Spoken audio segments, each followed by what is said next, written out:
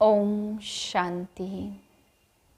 मैं ब्लेसिंग की पात्र आत्मा सर्वात्माओं को ब्लेसिंग पहुंचा रही हूँ।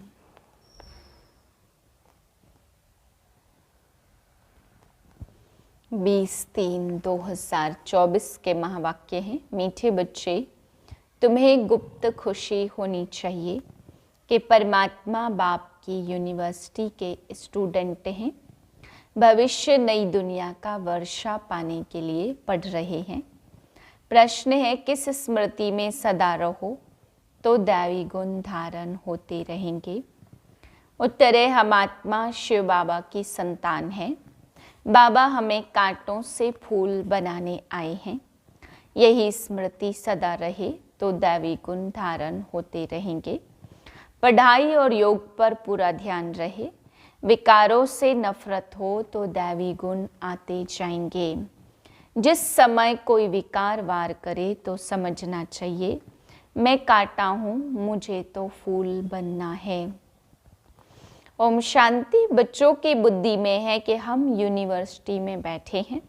यह नशा होना चाहिए। ऑर्डिनरी रीति स्कूल में जैसे बैठते ऐसे यहाँ बुद्धू होकर नहीं बैठना। बहुत बच्चे जैसे बुद्धू होकर बैठते हैं। याद रहना चाहिए, यह ऊंचते ऊंच परमपिता परमात्मा की यूनिवर्सिटी है। हम उनके स्टूडेंट हैं, तो तुम्हारे में कितनी फलक होनी चाहिए। यह है गुप्त खुशी, गुप्त ज्ञान। हर एक बात गुप्त है। कईयों को यहाँ बैठे भी बाहर के गंदे ख्याल आते रहते हैं। यहाँ तुम पढ़ते हो तो भविष्य नई दुनिया का वर्षा पाने के लिए, तो तुमको कितनी खुशी रहनी चाहिए। दैवी गुण भी चाहिए ना। भल यहाँ सब ब्राह्मण ही आते हैं। वहाँ की कीचड़ पट्टी से तुम निकल कर यहाँ आते हो, तो तुम बच्चों को कितना खुशी में रहना चाहिए। सारी दुनिया इस समय गंध में पड़ी है।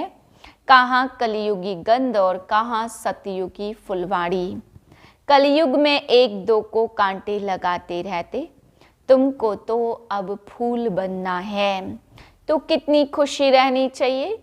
अब हम फूल बनते हैं। यह बगीचा है। बाप को बागवान कहा जाता। बागवान आकर कांटों को फूल बनाते। यह तो बच्चों की समझ होनी चाहिए कि हम किस प्रकार का फूल बन रहे हैं। यहाँ बगीचा भी है। मुरली सुनकर फिर बगीचे में जाकर फूलों से अपनी भेंट करो। हम कौन सा फूल हैं? हम कांटे तो नहीं हैं।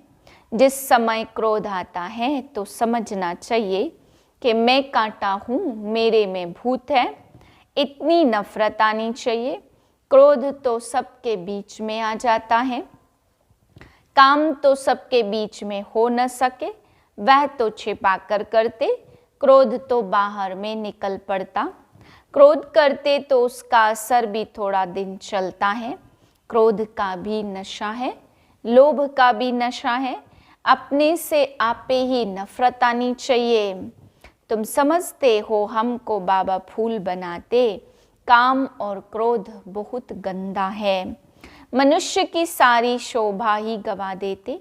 यहाँ शोभा दिखाएंगे तो वहाँ भी शोभा पाएंगे। बाबा रोज बच्चों को समझाते रहते कि दैवी गुण धारण करो, स्वर्ग में चलना है ना। यह लक्ष्मी नारायण कितने गुणवान हैं। महिमा भी इनके आगे जाकर गाते। हम नीच पापी कामी हैं, आप सर्वगुण संपन्न हो। तुम समझाते भी हो, स्वर्ग है फूलों का बगीचा और नरक है कांटों का जंगल। शिव बाबा स्वर्ग स्थापन करते, रावण नरक बनाते। विचार करना चाहिए, हम आत्मा बाबा की संतान हैं। हमारे में गंध कहाँ से आया? अगर गंध होगा तो बाप का नाम बदनाम करेंगे। क्रोध करेंगे तो गोया बाप की निंदा कराएंगे। क्रोध का भूत आया और बाप को भूले, बाप की याद हो तो भी भूत आए ही नहीं। अगर किसी की दिल को दुख पहुंचाते हो तो वह भी असर पड़ता है। एक बार क्रोध किया तो 6 मास तक सबकी बुद्धि में रहता कि यह क्रोधी है, फिर दिल से उतर जाता। बाप दादा की दिल से भी उतर जाता। यह दादा भी विश्व का मालिक बनते हैं। इसमें भी जरूर खूबियां होंगी, परंतु कोई की तकदीर में नहीं है तो तदबीर करते नहीं। कितनी सहज तदबीर है। सिर्फ बाप को याद करो तो आत्मा स्वच्छ बन जाएगी। और कोई उपाय नहीं है। इस समय राज ऋषि तो कोई है नहीं। राजयोग सिखलाने वाला एक ही बाप है। मनुष्य मनुष्य को सुधार न सके। बाप आकर सबको सुधारते हैं। जो बिल्कुल अच्छी तरह सुधर जाते वह सतयुग में पहले पहले आते। तो कोई भी गंदी आदत है तो छोड़नी चाहिए। पढ़ाई पर, योग पर पूरा ध्यान देना चाहिए। यह भी जानते हैं सब तो एक जैसे ऊंच नहीं बनेंगे, परंतु बाप तो पुरुषार्थ कराएंगे ना। जितना हो सके पुरुषार्थ कर ऊंच पद पाओ, नहीं तो कल्प कल्पांतर नहीं पा सकेंगे। बाबा बार बार समझाते रहते कि बाप को याद करो तो किचड़ा निकल। वह सन्यासी तो हठ योग सिखलाते। ऐसे मत समझना कि हठ योग से तंदुरुस्ती अच्छी होती है। वह कभी बीमार नहीं पड़ते, नहीं वह भी बीमार पड़ते। भारत में जब लक्ष्मी नारायण का राज्य था तो सबकी आयु बड़ी थी, हेल्दी वेल्दी थे। अब तो सब बिल्कुल छोटी आयु वाले हैं। भारत को ऐसा किसने बनाया यह कोई जानते नहीं। बिल्कुल घोर अंधियारे में है। तुम कितना भी समझाओ परंतु उन्हों को समझाना बड़ा मुश्किल है। फिर भी गरीब साधारण ही समझने की कोशिश करते। यहाँ कोई लखपति है क्या? आज का लाख भी बड़ी बात नहीं है। आज लखपति तो बहुत है, उन्हें भी बाबा साधारण कहते हैं। आज तो करोड़पति की बात है। शादियों पर भी कितना खर्चा करते। तुम बच्चों को बड़ा युक्ति से समझाना है जो किसको तीर लग जाए। बड़े बड़े आदमी कोई MP आदि आते तो बहुत खुश होते हैं, परंतु एक में भी ताकत नहीं जो आवाज कर सके। तुम समझाते हो परंतु यथार्थ पूरा समझकर नहीं जाते। ऊंचते ऊंच भगवान, ऊंचते ऊंच वर्षा। लक्ष्मी नारायण को किसने यह स्वर्ग का वर्षा दिया? यह कहाँ के रहवासी हैं? यह बहुतों को पता नहीं पड़ता। म्यूजियम में आते बहुत हैं समझने के लिए। सेवा का चांस अच्छा है परंतु योग है नहीं। बाप को याद करें जो प्रफुल्लता भी आए। हम किसकी संतान हैं? कितने बच्चे कायदे सिर पढ़ते नहीं हैं। बाप से योग है नहीं। संपूर्ण कोई बना नहीं है। नंबरवार हैं। बच्चों को एकांत में बैठ बाप को याद करना है। ऐसे बाप से हम स्वर्ग का वर्षा पाते। इस दुनिया में हम ही सबसे पतित बने हैं, फिर हमको ही पावन बनना है। यह अच्छी रीति याद करना है। बाप हर प्रकार की राय तो देते हैं। ऐसे ऐसे करो जैसे क्वीन विक्टोरिया का वजीर गरीब था। रोड की लाइट पर बत्ती पर पढ़ पढ़ कर ऊंच पद पा लिया। शौक था यह भी गरीबों के लिए है। बाप है गरीब निवाज। साहूकार क्या भगवान को याद कर सकेंगे? कहेंगे हमारे लिए तो स्वर्ग यहाँ ही है। अरे बाबा ने स्वर्ग की स्थापना की नहीं है, अब कर रहे हैं। बाप को याद करो। पावन तो जरूर बनना है। बच्चों को युक्ति रचनी है। कैसे किसको समझाएं कि भारत का प्राचीन योग सिवाय परमपिता परमात्मा के कोई सिखला नहीं सकते। हठ योग है निवृत्ति मार्ग वालों के लिए। बाप समझाते रहते जब किसका कल्याण होना होगा तो फिर लिखेंगे भी ऐसे, अभी देरी है तो किसकी बुद्धि में आता नहीं है। तुम्हारी है यह ईश्वरी मिशन, तुम्हें मनुष्यों को देवता बनाने की सेवा करनी है। दुनिया में तो अनेक प्रकार की मतें मिलती रहती, तो उनका कितना शो होता है। अंधश्रद्धा कितनी है, रात दिन का फर्क है। तुम ब्राह्मणों में भी रात दिन का फर्क है। कोई तो कुछ भी जानते नहीं है, बहुत सहज। अपने को आत्मा समझो, बाप को याद करो तो पाप कट जाएंगे। दैवी गुण धारण करो तो ऐसे बन जाएंगे। ढिंढोरा पिटवाते रहो, देहाभिमान न हो तो ढोलक गले में डाल सबको बताते रहो कि बाप आया है। कहते हैं मुझे याद करो तो तुम पतित से पावन बन जाएंगे। यह घर घर में संदेश देना है, सभी पर कट जंक चढ़ी हुई है।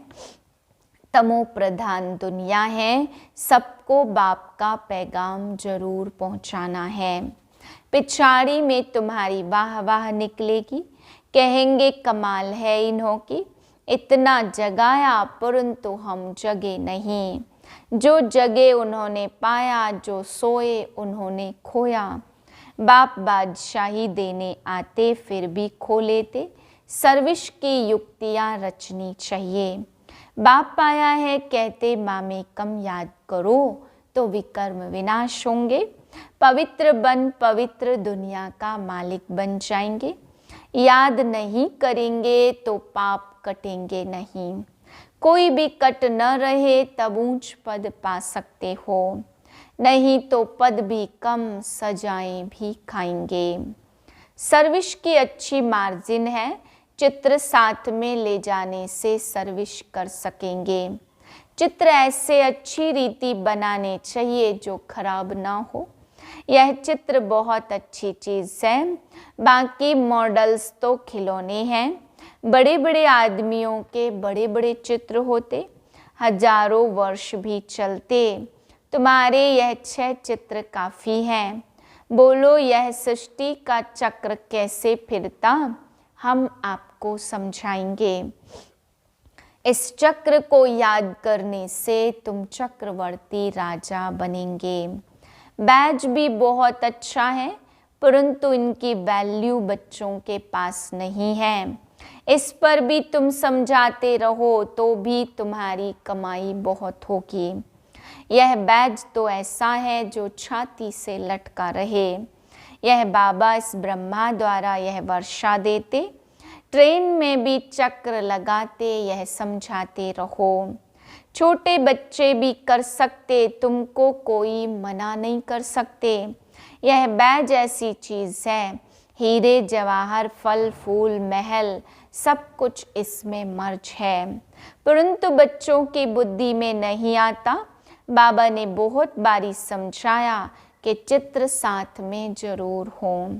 तुमको कोई उल्टा सुल्टा भी बोलेंगे, श्री कृष्ण को भी गाली मिली ना, भगाते थे, यह करते थे, लेकिन उनको भी पटरानी बनाया ना।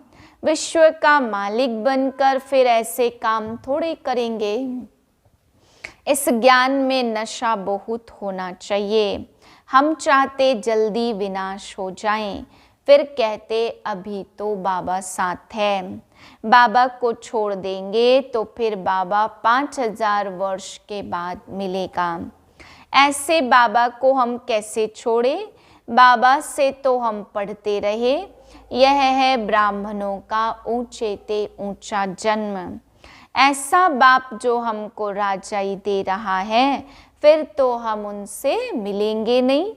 परंतु गंगा पर रहने वालों को इतना कदर नहीं रहता। बाहर वाले कितना महत्व रखते हैं, यहाँ भी बाहर वाले कुर्बान जाते।